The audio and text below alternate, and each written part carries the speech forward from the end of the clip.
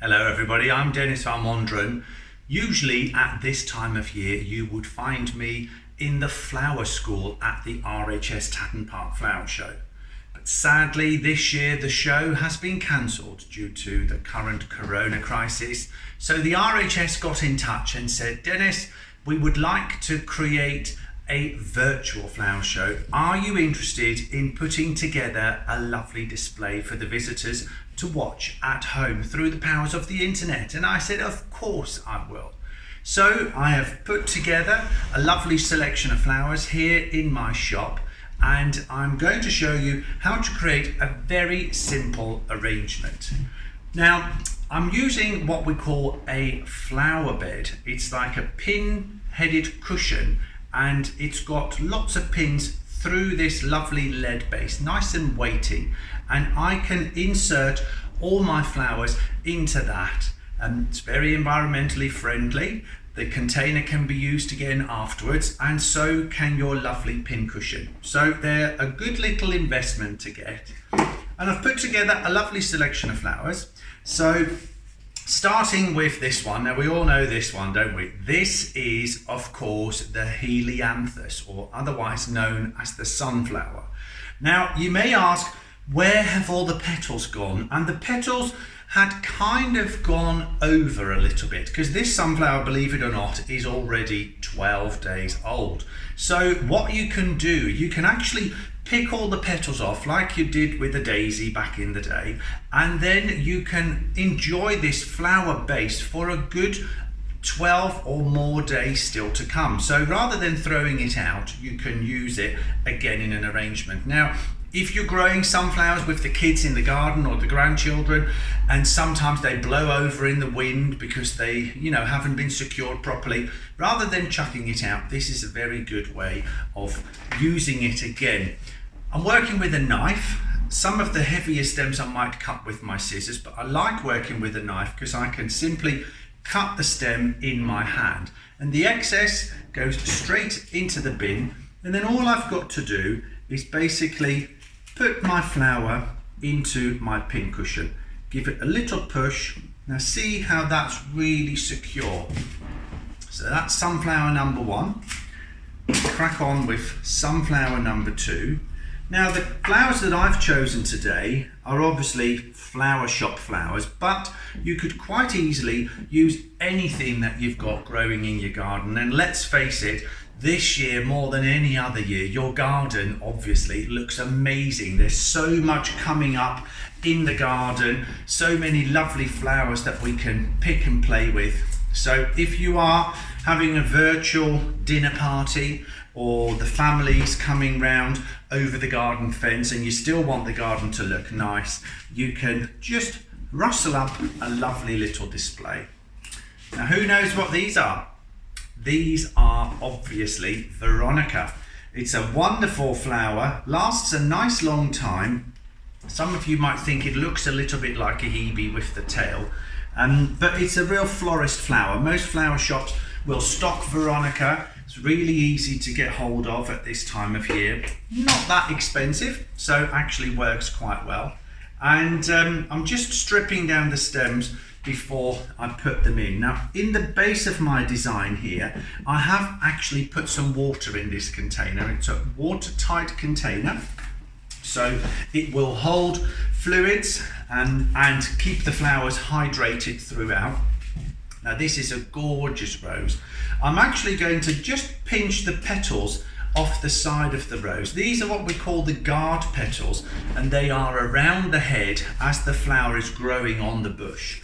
And they do get marked when the flower is in transit, so they don't look quite so nice when the flower starts opening, unfortunately. And by just removing those outer petals, we are actually beautifying the flower.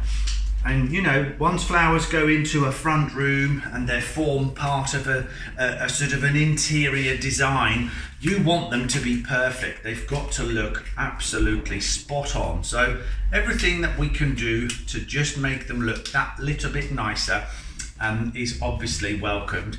And they also it enhances better bloomage. By taking those guard petals off, the flower will really bloom and open up and just drop into a gorgeous, gorgeous flower.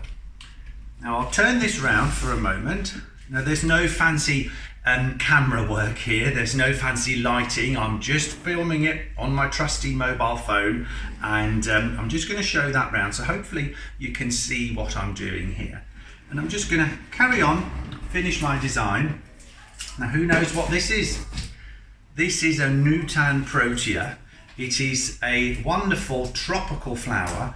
Flowers for a good sort of 2 weeks easily like this, and it just opens out these wonderful sort of small pins of flower. We also call it pincushion, funnily enough. Just putting that into my base here, and then this is a firm summer flower favourite. This is phlox. This one has actually got a really lovely fragrant scent, and that's always really welcomed, isn't it, in the garden? When you're walking around your garden and you can smell the flowers, it really makes you think how great nature actually is. So putting in my phlox, putting that a little bit lower down.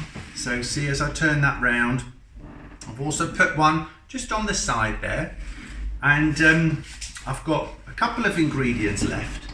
Now I've got Hypericum here.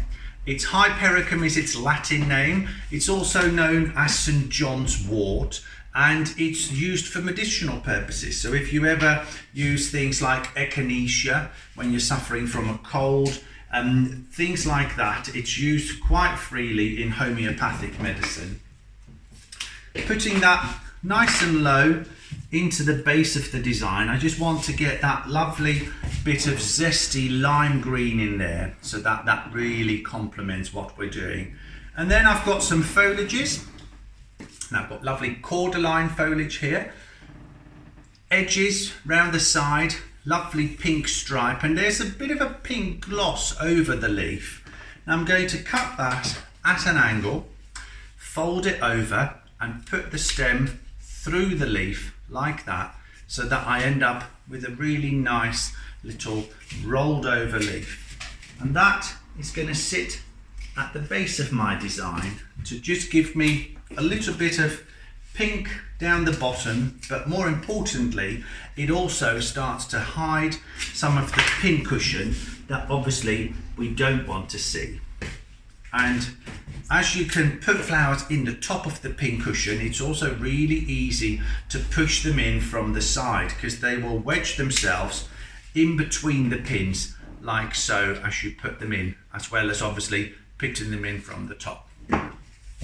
So sticking another one just on the side here and inserting that into my pincushion, and that gives me my side. Now one foliage I've got left, this is called pistache, but obviously rather than having florist foliages, you can pick any foliage from the garden.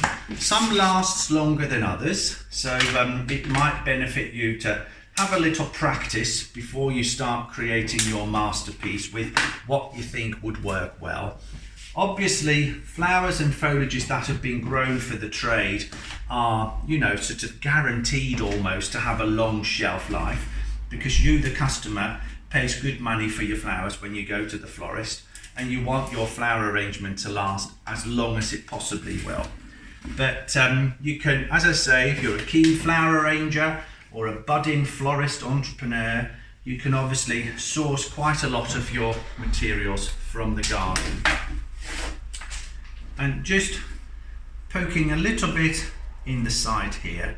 Now I'm using all sorts of non-technical florist terms: push, shove, poke, cut, but that's kind of how we sort of express ourselves when we're hard at work. Plonk is also a really good one. I'm just going to plonk that here.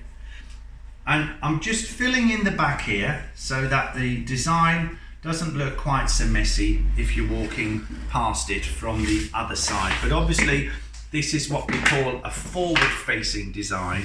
So we're just going to spin that round And there we are, the finished product. So thank you very much for watching. I'm sorry we couldn't be at Tatton this year, but I hope and I will look forward to seeing you in the Flower School at Tatton Park Flower Show 2021. Thank you.